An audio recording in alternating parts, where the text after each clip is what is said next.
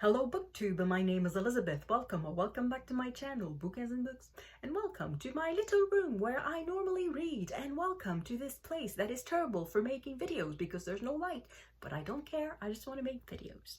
As I said in my previous video, I'm going to batch film. I'm going to try to do that. I tend not to be very good at batch filming because I get tired, but anyway, I'm going to try it. So this video is my top 2023 non-fiction reads. So it's not books that were published in 2023, though I think a couple of them are books that are new releases, but they are books that I read in 2023 and they are my favorite non-fiction. At first I wanted to do a top 10 and then I realized that for the 10th place I did not know which books to choose because there were too many that could have fit the 10th place. So I figured that means that there's a clear top 9 and then the rest are just a little bit under. Doesn't mean they're not as well made. I guess for a book to make the top, it has to be well made, but it also has to come at the right moment for me. Because some books, sometimes you can see that they're really good, but somehow they don't fit your current mood, or perhaps you're not reading it in the best conditions. So for me, these are the books that I enjoyed reading because they were good and they arrived at the right time, I guess. So they are not in, well, they are in a particular order. They are in the order that I read them. So they're not ranked 1 to 9 or 9 to 1. It's simply 9 books, my 9 favorite nonfiction of 2023. So the first great nonfiction that I read in 2023 was An Immense World by Ed Yong. I read this book for the first round of the BookTube Prize and it ended up winning the BookTube Prize. So this is a nature book. It is about how various animals perceive the world. We tend to think that all animals are like us, that they perceive the world through their eyes mainly and then their ears, but no, there are tons of senses that animals have that we don't have. How to smell with your feet, how to feel movement with whiskers, I guess, or how a sense of electricity, a sense of location. Anyway, it's the type of vulgarization of science that is really fascinating, and for me, it made me try to think, how can it feel to smell with your fingers? And of course, I cannot know what it is because it's not something that I can experience. But I could feel my brain sort of stretching, trying to figure out how that could feel. And it was really a very interesting read. Try to get the paper version because there are pictures for some of the animals mentioned, and they're really good. So it helps to make the book even more alive. The second great book that I read was a memoir. It's Garlic and Sapphires by Ruth Reichl. So Ruth Reichl was a food critic for the New York Times. And for that reason, all the restaurants were looking for her. They were waiting for her. And she did not want to experience the restaurant as a critic. She wanted to have the experience that anyone else would have. So she would disguise herself and visit the various restaurants under various disguises so that she wouldn't be recognized. And so she talks about these disguises that she has, the personality that she took when she was in these disguises. And she talks about the restaurants, the food, and her experience. And it's super funny, and I'm not a foodie at all, but I wanted to eat so many of the things that she was talking about. The food sounded really good, so I highly recommend that one. The third book is The Five by Hallie Rubenhold. This one was our group read for People April, which will be back in April. So this was an event that I hosted with Roz from Scally Daddling About the Books, and it was about non-fiction focusing on people, so biographies, autobiographies, correspondence, journals, things like that. And the group read, as chosen by the viewers, was The Five by Hallie Rubenhold, which focuses on the victims of Jack the Ripper. Now, of course, we don't have tons of information about these women, so what Rubenhold does is that she presents the context. What sort of life would a woman in that particular condition would live? Contrary to popular opinion or contrary to perhaps urban myth, these women were not prostitutes. Only one of them had really been a prostitute, at least at some point in her life, officially, that she has been not so much branded, but she had been catalogued as a prostitute in her native Sweden, so not even in London. There's no reason to believe that, well, perhaps to believe, but there's nothing that indicates clearly that she was back to working as a prostitute again. So there's no reason to think that all of them were prostitutes. And the sentence that struck me the most was, I think it was in the introduction. It was the fact that Rubenhold said that the policemen were so focused on proving that these women were prostitutes that they failed to see the obvious, that Jack the Ripper killed women while they slept. Because except for one of the women who was sleeping in a room inside a building, all the others were sleeping outside. And that's the reason why they didn't scream. They were sleeping. So that one was eye-opening, and the fact that it was a group read, a group discussion, it always makes a book a lot more interesting. So I recommend it very much. Well, I recommend all the books I'm talking about. The next book is also a book that I read for the BookTube Prize. It ended up in second place. It is Paradise Falls by Keith O'Brien. So this is about a neighborhood in Niagara Falls, New York, so on the American side. It used to be, once upon a time in the 19th century, there was a man called Love, that was his last name, who decided to build a canal. It was meant, and it was called the Love Canal. However, he never finished it, so it just ended up like being a big hole. And then in the 20th century, there was a big company manufacturing chemical components, chemical products that needed a dump. So they decided to dump everything in that canal, in that big hole that never was a canal. So it's not like they dumped it in water. It just became a dump where they would put barrels of chemical products, and it became a landfill of chemical products. And then some decades later, that hole was filled and was topped with soil, and then they decided to build a neighborhood on that. So houses, a school, and as you can imagine, a lot of people got sick. So this is the story of how ordinary women, housewives for the most part, decided to take action to try to get the attention of the authorities, the city authorities, the state authorities, for the situation to be recognized, because in many cases they just denied that there was any link between the chemical products and the diseases. Because the canvassing work was done by housewives. They were very much looking down on these women, and that they were saying that their methodology was not sound, that they could not rely on their studies. And anyway, despite the fact that a child died because of it, obviously, and that many other got sick, for a long time nothing happened. So this is the story of how things finally moved, and how these women got the attention of the authorities and got things done. So it was very well done. So it's very good work of journalism. My next book is a book in translation. It's the only nonfiction in translation on my list. I have to say I don't read a ton of nonfiction in translation, and there's not a ton of nonfiction in translation in English, because English produces loads of very good nonfiction, so I guess it doesn't leave a lot of room for translations. But this one is Diary of a Tuscan Bookshop by Alba Donati, and it is translated from Italian by Elena Palla. I heard of this book almost by random. I went on the website of my library and I looked at the, not new releases, how do they call it? Recently bought, I think, something like that, or new editions, something like that. They list the books that they've just ordered, and I was just looking through that and I saw Diary of a Tuscan Bookshop. Sounds good. And I decided to put a hold on it.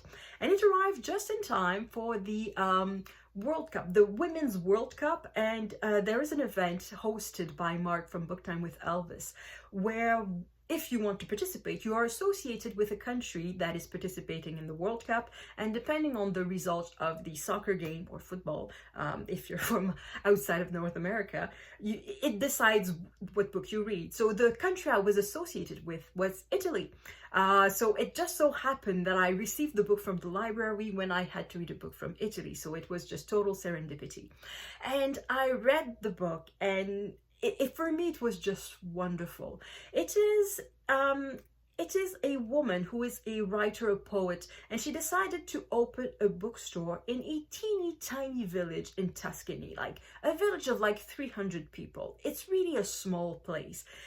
And she made that bookshop sort of a cultural center of the village, but also of the region. And a lot of people travel quite a few miles just to get there. And of course, there's a website so that she can send books by mail, that she can take mail orders.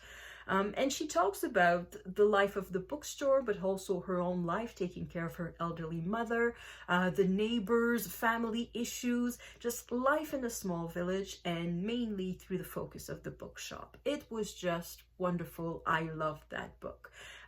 If you liked 84 Charing Crossroad, I think you would very much like Diary of a Tuscan Bookshop. There's something similar in the atmosphere. The next one is The Art Thief by Michael Finkel. So this one is a 2023 release. Same thing for Diary of a Tuscan Bookshop. It came out in Italian in 2022, but the English translation was from 2023. So The Art Thief is the story of an art thief. It's a very short book. It reads really fast. It's under 200 pages, and they are rather short pages. So it's you've probably seen them. There's quite a few of them recently. They are hardcover books. New releases, but they are the size of paperback, so they are not full size, they're smaller size. And anyway, this book is, so there was this young man in the 1990s, I think, mainly at the end of the 1990s, who went to museums and just nicked stuff. He just put things in his pockets, in his backpack, and he just carried them home. And he did that with his girlfriend. And he kept doing that over and over and over again. He tended to choose smaller museums that would not have as many cameras, security cameras. That somehow enabled him to do that for a long time. Now, obviously, if there's a book about him, it means he got caught. Of course, you could check on the internet how it went, so you could Google it, I suppose, but I think the book is more interesting if you don't quite know how he got caught and what was the outcome of it. There's a bit of a mystery in there, because there's a crime. We know who committed the crime, so in this case, it's not so much a whodunit, but how he got caught. So the mystery is on the police officer's side. How do they get him, and how does it end? And I wish someone else had read it. Well, I know other people have read it, but I would like to discuss the ending with someone, because it ended in a way that shocked me, but perhaps not for the reasons one may think. And I don't want to spoil it, because yes, the fact that I didn't know how it ended before I started reading it made it more interesting. So don't spoil it. If you haven't read it, don't Google to know how it ends. I would suggest just read it a bit as a mystery, as a thriller, and then discuss it with me. So it's a really fun book. I recommend it. And the next one is Havana by Kurlansky. So that's the next book. I made a whole video on it. It's called What a Corker, because I thought it was just a great book. This is a history of Havana. The author Kurlansky is more famous for his books about cod and about salt and paper, so micro histories of a particular product. In this case, this is a micro history of the city of Havana, and it's very, very atmospheric. If you've never been to Havana, I think you can get a sense of the place by reading this book. It was a type of book that makes you travel, and I really, really liked it. The next book on my list is one that I have already mentioned. It is 84 Charing Crossroad by Helene Hanff. I had never read it before, and I read it and I thought it was wonderful. And to me, I compared it to Diary of a Tuscan Bookshop. To me, the original is Diary of a Tuscan Bookshop. Well, obviously in time, it's 84 Charing Crossroad that came first. And I think for most of you, you probably have read 84 Charing Crossroad, but have not read Diary of a Tuscan Bookshop. But I think they are in a similar vein. Both are books about books, books about people who love books, and also a little bit about life surrounding these people. So it's not just strictly about books. It was just a charming book. So in case you don't know, 84 Chairing Crossroad, it is a book made with letters. So the author, Helene Hanff, saw an advertisement in a newspaper about a bookseller in England, and apparently the prices were rather good. So she decided to order books from England because it was cheaper than to buy them from some bookstore in New York or Washington or anywhere in the United States. And throughout the years, there was a correspondence between the author, Helene Hanff, and various people at the bookstore. So one in particular, but also other people. And they ended up knowing another quite well. So the correspondence lasted over a decade. And you get sense of the characters of the, well, it's not characters, it's real life people through these letters. And it's just utterly charming. And if you love books, you're going to love that book. And the last book on my list is a book that I was not expecting at all. It is The Trouser People by Andrew Marshall. So this is a book that I found at a used bookstore. It's the sort of books that I had never heard about before, and I was just looking at books that they had at the bookstore, and it just sounded super interesting. So this is a book about Burma. That's the word that is used in the book. It's not Myanmar, it is Burma. And the author decided to trace the steps of George Scott, who was one of the first colonial administrators, one of the first somewhat adventurers to get to Myanmar in the 19th century. Andrew Marshall has read the diaries of George Scott, which apparently are extraordinarily boring. However, he nevertheless found them fascinating, and he decided to try to go back to these places to see if there is anything left of this man, because without him there would have been no British Burma. And the result is that there's pretty much nothing left of him. He's not much talked about there. He's basically forgotten. So that book dates from 2002, if I remember correctly. So it's about 20 years ago. But the situation hasn't changed much, in the sense that it's still a military dictatorship, and there are still ethnic, I don't want to call it conflicts, because it's more like ethnic cleansing, and there are no-go zones, and Andrew Marshall goes in that zone rather illegally. He crosses the border illegally a couple of times. He goes to places where he's not supposed to go.